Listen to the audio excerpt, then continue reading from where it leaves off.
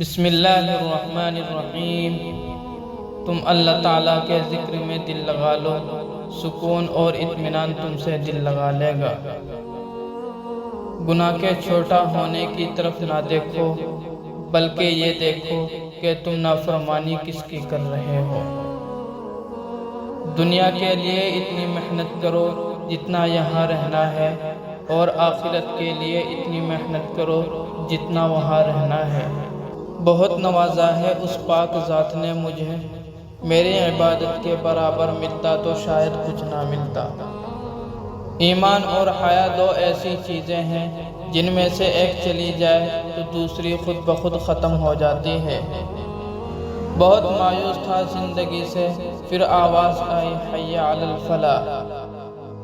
غم اور مشکلات صرف اللہ کو بتایا کرو، اس یقین کے ساتھ کہ وہ تمہیں جواب بھی دے گا اور تمہاری تکلیف بھی دور کرے گا۔ چھن جانے میں بھی مصلحت خدا ہوتی ہے، ہر چیز کا پاس رہنا بھی بہتر نہیں ہوتا ہے۔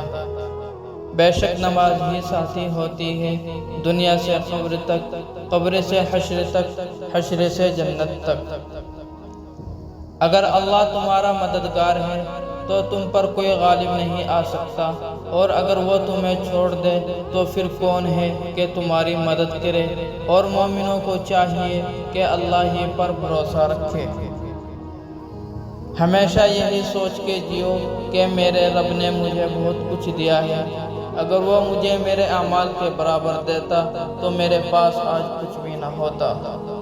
روز گناہ کرتا ہوں، وہ چھپاتا ہے اپنی رحمت سے، میں مجبور اپنی عادت سے، وہ مشہور اپنی رحمت سے۔ جب واسطے اور رابطے اللہ سے جڑ جائے تو پھر دل نہیں ٹوٹا کرتے۔ تم نیکی کے مقام کو نہیں پا سکتے جب تک کہ وہ چیزیں اللہ کی راہ میں قربان نہ کرو جن سے تم کو محبت ہے۔ خاک سے بنے انسان میں اگر خاص کاری نہیں ہو تو اس کا ہونا یا نہ ہونا بھی خاک ہی ہے۔